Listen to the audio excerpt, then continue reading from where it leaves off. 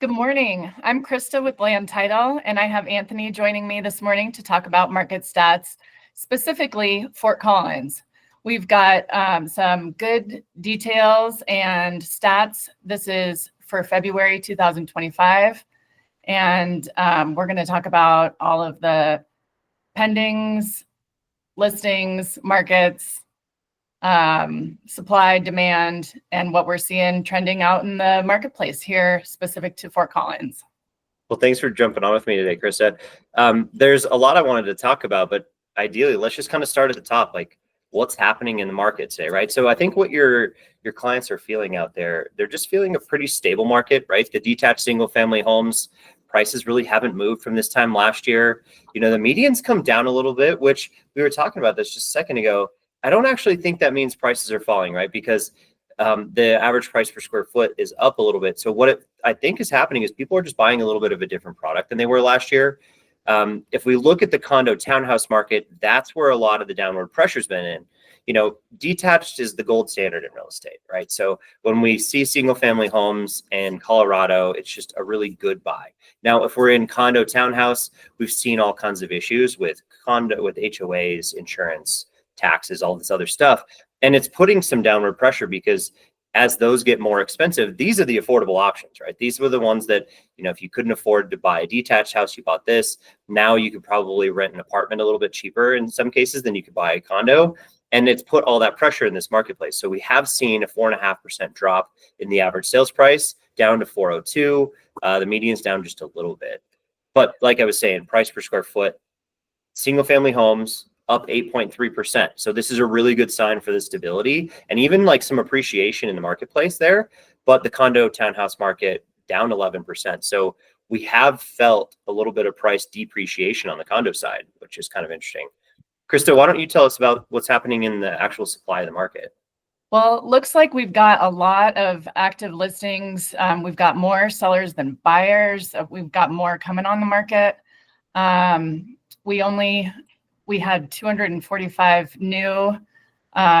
Just seems like we've got more motivated sellers, seeing a little bit of our seasonal uptick here for some movement and just activity out there in the marketplace. So yeah, absolutely. That 245 sellers coming to market. Keep that in mind when we look at this slide, because here we are as our under contracts, and we have 173 under contracts, which it's a few off of last year this time, but we had a really good January. We're up a little bit year to date, but those listings are really heavy, right? I mean, we're talking 70, 80 listings a month that aren't selling because we just don't have enough buyers for them. So as the buyers pick up and as the sellers pick up, the buyers are really kind of running the show right now. Even though we don't have a ton of inventory, it's definitely more than we've seen in the last 3 or 4 years.